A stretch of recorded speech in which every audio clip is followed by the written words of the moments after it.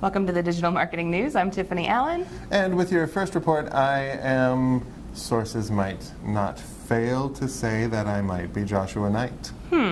I'm making a cryptic pronouncement. I saw that. Because I love the way that Google, anytime anybody makes an announcement about the algorithm, we all kind of fall all over ourselves trying to figure out what the heck they meant. I mean, this is understandable. Google is hugely important for marketers. So with that said, I am totally going to fall all over myself trying to figure out what their latest cryptic pronouncement meant. Excellent. So this was one of the Google masters was on a Hangout, and he said the following, and I quote, "New tweaks to the algorithm seek to highlight the most currently relevant content for the query." For example, he said something like best movies is a query that might change meaning over time. You might be looking for, if you're looking for the best movies in 2006, that's going to be different from in 2017.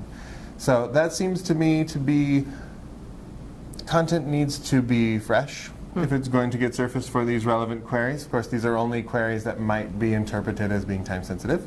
But I think the way that we deal with this is the way that we should be dealing with content anyway, right? We should keep our content fresh. Our evergreen content should be refreshed consistently and properly redirected when we replace old stuff.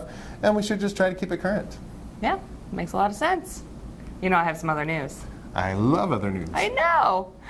So the results from the August 2018 CMO Survey indicate that marketers are charging ahead with digital spending. Digital spending, the best kind of spending. I agree. So digital marketing expenditures are expected to increase by about 12% over the next year. Marketing budgets, which are currently about 44% allocated to digital, are expected to reach 54% digital in the next 5 years. That's great. I agree. Although I would point out that there is not enough emphasis on analog spending. I think you'll find that it has a warmer sound and is actually closer to the artist's vision for the work. Doesn't make any sense, Josh. Put all of your money into vinyl. That's what I'm saying. Perfect. Speaking of items, social media spending is currently about 13% of marketing budgets, digital marketing budgets right now. That seems low. Yeah, but it should increase by, to about 16% over the next year and make up ultimately over the next 5 years almost 23% of marketing budgets. Why, that's nearly a full quarter of a marketing budget. It nearly is. No one can live at that speed. What a time to be alive. Speaking of a great time to be alive. Go on. Twitter is quietly testing a new interface for threaded conversations. So you know how it is, you're on the Twitter, somebody posts something really cool, like maybe it's The Rock or Barack Obama or both of them talking at the same time, which would be amazing. Super fun. I smell buddy comedy. Anyway, somebody makes an awesome post and 3,000 people reply to it, and then it's virtually impossible to navigate what the thing is. Yeah. So Twitter is actually taking a few design cues from Reddit, and they put a couple of screenshots together that show how you could have collapsible threads underneath with each person's starts his own thread, and it's very lovely. And then you have a highlight on the person who started the conversation. So anytime they show up, you can quickly see, oh yeah, that's The Rock. Oh yeah, that's Barack Obama. And Barack Obama, and it's beautiful. Of course. Yeah, so this looks good. One of the things that I thought was interesting in these screenshots that they were floating is there's also an indicator next to each person's little Twitter-tar? Yeah. Could be. That's a word. That shows if they're online or not. So if you were to get served up something that's a couple hours old by the algorithm, you might go, nah, not worth responding to. But if you can see that the people who are contributing to that conversation are still online, then you might get more engagement. Yeah, might be worth a shot. Yeah, so Twitter is really good at getting people to engage. And if this is something that they're working towards, it probably means that it's going to make people participate more. So I think that's super cool, and we should keep an eye out for it. That actually, for once, segues into my story. Sweet. Fun times. So Twitter is doubling down on making sure that what's showing up in your timeline is engaging. So they're making small tweaks to the platform. They recently did a test which is not commented on by Twitter currently, not going to roll out every day, all day, right now, but they just ran a test to show you recommendations of who to unfollow. Oh, like say if your buddy Bob is kind of a jerk who never really grew past high school, or your ex-girlfriend, you just really need to get over her and stop subtweeting her? No, these aren't like mental health unfollow recommendations. These are based on whether or not you've engaged with that person in a while, or if they're not posting, or whatever that algorithm serves up at that point.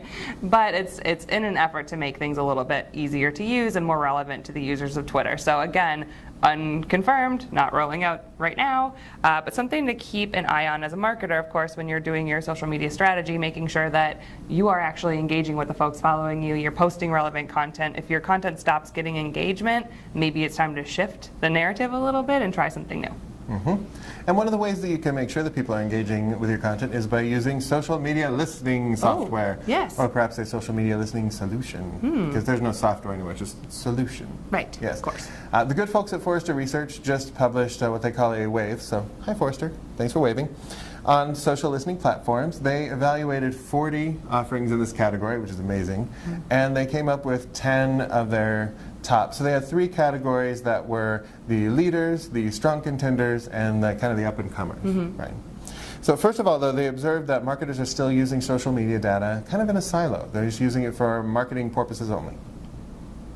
Purposes. There we go. So there seems to be some untapped potential there, possibly in, what, your sales department? Right, sales, customer service, product development, anything that touches what the voice of the consumer is really saying. That data could be super critical to your next product offering or how you're offering service to your customers. Seems like there's slightly untapped potential there. Or Foursquare potential if we're using outdated social media networks. Yes. Anyway, none of these use Orkut, which is a shame. Anyway, they did say that for market leaders, they found that Sprinkler, without the E, so Sprinkler, had the strongest strategy and content offering. And NetBase and Synthesio were also in that leader category. Synthesio also won a special award for being the one that sounded the most like a comic book villain. I hope it has a cape. Yeah, got it, Synthesio. But all of the offerings kind of identified in the leader category were seen to be fairly similar by Forrester. So they're offering similar things. There's small tweaks here and there that make one maybe a little bit better than the other.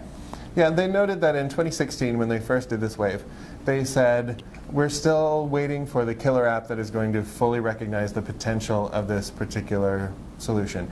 And they said in 2018, they're still saying it. Yeah. So the killer app is yet to come, but it does seem like there is some value to be had in the solutions that are out there. Definitely worth checking out that report.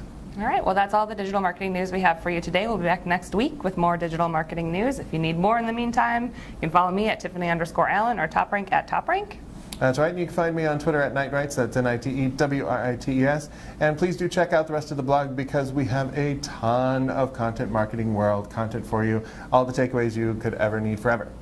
And if you love our videos or you hate them but you are compelled to watch them, I'm sorry.